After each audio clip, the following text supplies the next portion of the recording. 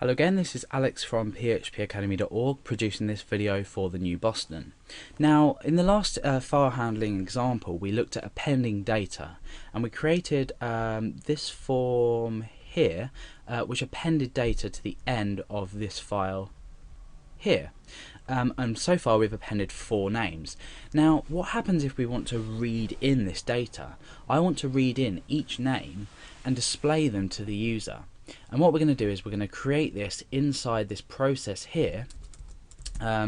So when they submit a new name, it just reproduces a list of the current names. And I don't want to reproduce a list of it on a line by line basis.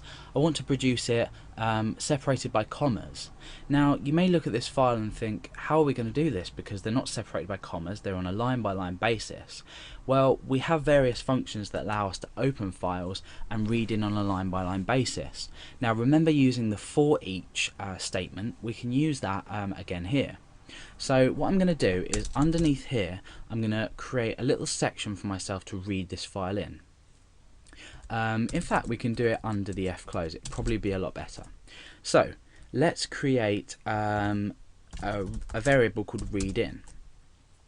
This is going to be using the file function. This time we're not using fopen, we're just using file. And what we can do is we can specify a file here, and we're going to specify the file type of R, so we're reading that data in. So that is obviously going to be names.txt. So let's just add another name to the list and just double check if this works properly. Sandra, click submit. Expects parameter 2 to be long. Oh, right, okay, so let's get rid of that. So we're basically just reading this in, we're using the file function to read this in. There's no need to use this. Because we're reading in on a line by line basis, we're using this file function rather than fopen. So for now, just stick to this file function, and we're going to read it in that way. So let's refresh that. Actually, that will have written. So let's just check back on that. Okay, yes, we've got Sandra added to the end of the list. So our goal is to read the file in, which we've done. Now what we want to do is use for each. Okay, and we want to say read in as name. Okay, so or F name we'll call it, because it's the name within the file. So now what we can do with standard notation with the for each, we can echo out this F name each time, and then what we can do is we can append a comma onto the end of it. So the process goes, we start a variable called readIn. We use the file function to read in this names.txt file. What this function will do is it will read in the file on a line by line basis. There are other ways to do this, but they're a bit more complicated. However, this is the easiest way possible. Now what we're doing is we're using a for each statement, and we're using the array that's been read in, and we're using this array, each element of this array as f name. Then we're echoing out f name with a comma. So above this we could write current names in file, and then that should echo them out. Now you'll probably notice that when we run the script, we're going to have an extra comma after the list. So let's just try and add another name to this and see what happens. So I'm going to say Dan, and I'm going to click submit.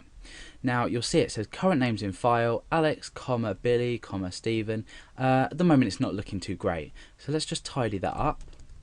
We need to first of all see what's going on here. Now Alex has a space after it, as does Billy, as does every other name in the list, and we can use a function called trim to trim this down, and this removes white space from the start and the end of our name, as well as any other special characters. So just by adding this function around the name as we echo it, we can see that it's actually if we add another name in, let's say Josh, submit, you can see that it's removed that white space. Now what we can do is we can just get rid of or add a space in after that. We'll add another name in, let's say Dale, Okay, so now you can see that it's displaying properly. Now what we need to do is we need to analyze this problem that we've got with a comma at the end here. So as well as reading a file in this tutorial, we want to actually read it in properly and display things properly. So we need a way of counting all the elements in this text file. And we can do that with the count function. So I'm going to create a new variable here called readIn count, and that's going to equal count, the function count, and we're going to input the readIn array, which is created from this here. So we're counting the values in the array. Now what we can do is get rid of this, and we can start an if statement here. Now I'm going to say if count doesn't equal readIn count, and we're going to say echo comma and then a space afterwards. Sorry. So what's happening here? We're counting the elements in the array, and each element in the array is a name. So we're counting the names essentially. Let's just declare this count variable up here as 0. Okay, so if count, which is this here, doesn't equal readIn count, then echo that. Then we need to count plus plus at the end, so we're incrementing this count value each time. This will be 0, 1, 2, 3, all the way up to the amount of names that are in the list. Then when we reach the last one, it's not going to show the comma. So let's add another name in. Let's say Peter. Click submit. Oh, it actually has. Okay. So let's fix this. So if count, let's think about this logically. If count doesn't equal readIn count, if count is smaller than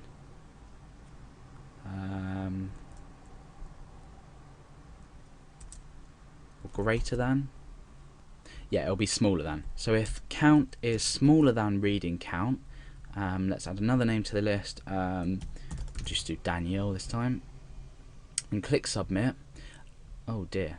Okay. Count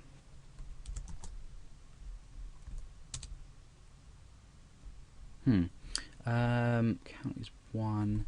Let's change that to 1 perhaps. I think that might be the problem. We'll just keep adding Daniel. There we go. Okay, so after a bit of fiddling around, what we've done is we have created a variable called count and assigned the value of 1. Then we incremented this each time, but just before this we've created a check to see if the count is smaller than the amount of elements in this file, the amount of names. And if it is smaller, then that means that's fine. We can echo out a comma. Otherwise, if we've got to the last element in the array, then we want to we don't want to echo a comma because it's silly echoing a comma in the end. So after this tutorial and me making a couple of mistakes and correcting myself, I'm sure you've learnt a thing or two. So that's the end of this tutorial about reading in files with PHP.